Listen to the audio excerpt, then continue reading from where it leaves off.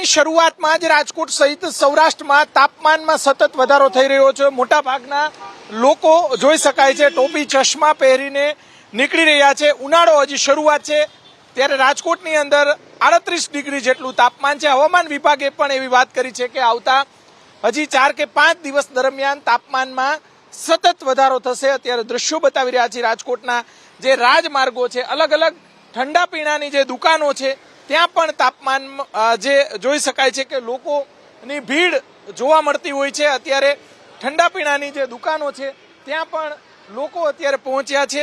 આપણે લોકો સાથે વાત કરવાનો જે પ્રયાસ કરીશું કેમ કે તાપમાન સતત વધી રહ્યું છે અને લોકો ઠંડા પીણાથી ભારે તાપથી રાહત મેળવી રહ્યા છે। તમે શું કહેશો, કેવું તાપમાન? શરૂઆતમાં જ બહુ તાપમાન અત્યારે જોવા મળી રહ્યું છે અને તાપમાનથી રાહત મેળવવા માટે શું કરો છો? તાપમાનથી રાહત મેળવવા માટે અમે ઠંડુ પી રહ્યા છીએ અને લીંબુ પાણીને એવું પીને અને સરસ રીતે આ ગરમીથી બચવા માટે કરી રહ્યા છીએ। બરોબર, કઈ કઈ વસ્તુનું સેવન ઉનાળામાં કરો છો?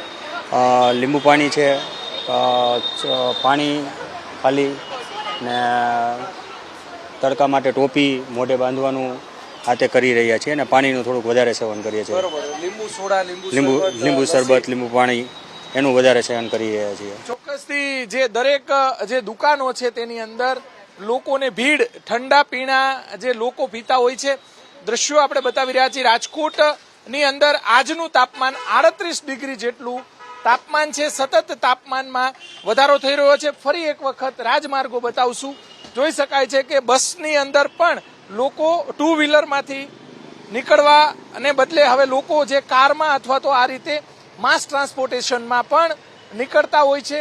દ્રશ્યો બતાવશું। રોજે રોજ તાપમાનમાં વધારો થઈ રહ્યો છે। રાજકોટ સહિત સૌરાષ્ટ્રના તમામ જિલ્લાઓમાં, ખાસ કરીને દરિયા કિનારાના જે વિસ્તારો છે ત્યાં આવતા 5 દિવસ દરમિયાન 3 થી 5 ડિગ્રી જેટલો તાપમાનમાં વધારો થાય તેવી હવામાન વિભાગની આગાહી છે। કેમેરામેન શુભ આશિયાની સાથે પરાક્રમસિંહ જાડેજા, એબીપી અસ્મિતા, રાજકોટ।